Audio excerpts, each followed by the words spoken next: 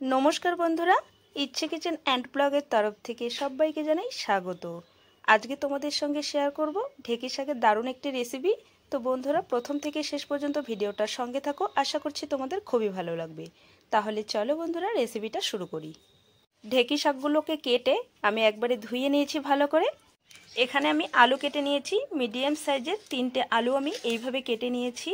আর এখানে আমি নিয়েছি পেঁয়াজ, 2টো বড় সাইজের পেঁয়াজ কেটে নিয়েছি। এখানে 5টা কাঁচা লঙ্কা চিড়ে নিয়েছি। গ্যাসে কড়াই বসিয়ে দিয়েছি। এবার ঢেঁকি শাক ভাপানোর জন্য দিয়ে দিচ্ছি কড়াইয়ে জল। জলটা ভালো করে ফুটছে, এই সময় দিয়ে দেব কেটে রাখা ঢেঁকি শাকগুলো। এবার 1 মিনিটের মতো ভাপিয়ে নেব। 1 মিনিটের মতো ভাপিয়ে নিয়েছি ঢেঁকি শাক, এবার নামিয়ে নেব। 1 মিনিট ধরে ঢেঁকি শাক ভাপিয়ে নিয়েছি, এবার নামিয়ে নেব। নামিয়ে জলটাকে ঝরিয়ে নেব। এবার একটা প্লাস্টিকের ঝুড়ির মধ্যে শাকটাকে ঢেলে দিচ্ছি। কড়াইয়ে সর্ষের তেল দিয়ে তেলটাকে খুব ভালো করে গরম করে নিয়েছি। এবার কেটে রাখা আলুগুলোকে ভেজে নেব।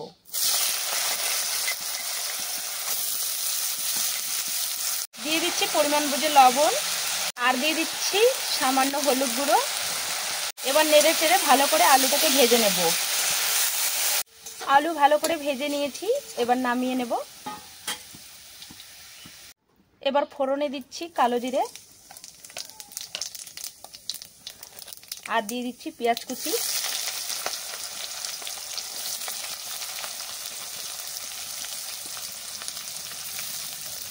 পেঁয়াজটাকে একটু নাড়াচাড়া করে একটু ভেজে নেব। চিড়ে রাখা কাঁচা লঙ্কাটাও দিয়ে দিচ্ছি। পেঁয়াজটাকে নাড়াচাড়া করে এরকম কালার করে ভেজে নিয়েছি। ঠিক এরকম কালার হয়ে আসলেই পেঁয়াজটা তখনই ভাপিয়ে রাখা দিয়ে দেব ঢেঁকি শাকগুলোকে। দিয়ে দিচ্ছি পরিমাণ বুঝে হলুদ গুঁড়ো, দিচ্ছি স্বাদ বুঝে লবণ। আমি আগেও কিন্তু আলু ভাজার মধ্যে লবণ ব্যবহার করেছি, সেই বুঝে শুনে লবণটা দিতে হবে। এবার ভালো করে শাকটাকে ভেজে নেব।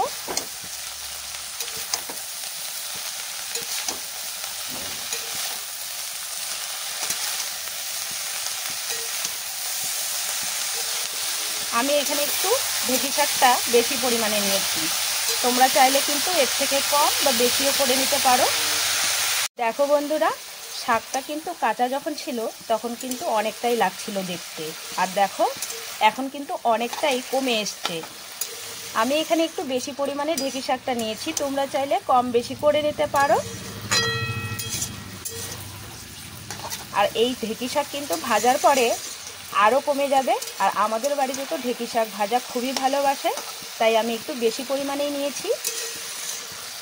ঢেঁকি শাকগুলোকে দিয়ে পেঁয়াজের সঙ্গে 1 মিনিটের মতো ভেজে নিয়েছি।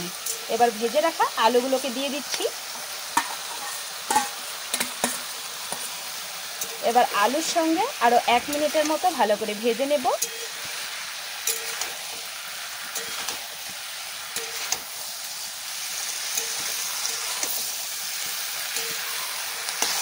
আমার ঢেঁকি শাক ভাজা কিন্তু একেবারে রেডি। এই দেখো বন্ধুরা, এবার আমি নামিয়ে নেব। ঢেঁকি শাক ভাজা আমার একেবারেই রেডি। আর বন্ধুরা, এই ঢেঁকি শাকের ভাজা কিন্তু গরম গরম ভাতের সঙ্গে দারুণ ভালো লাগে। ঢেঁকি শাকের রেসিপি তোমাদের কেমন লেগেছে কমেন্ট করে জানাবে। ভালো লেগে থাকলে লাইক কমেন্ট শেয়ার করে দিবে। চ্যানেলটিতে এখনও নতুন হয়ে থাকলে সাবস্ক্রাইব করে আমার পাশে থাকবে। তবে আজকের মতো ভিডিওটা এখানেই শেষ করছি। আবার দেখা হচ্ছে নতুন রেসিপির সঙ্গে। তোমরা ভালো থেকো, সুস্থ থেকো।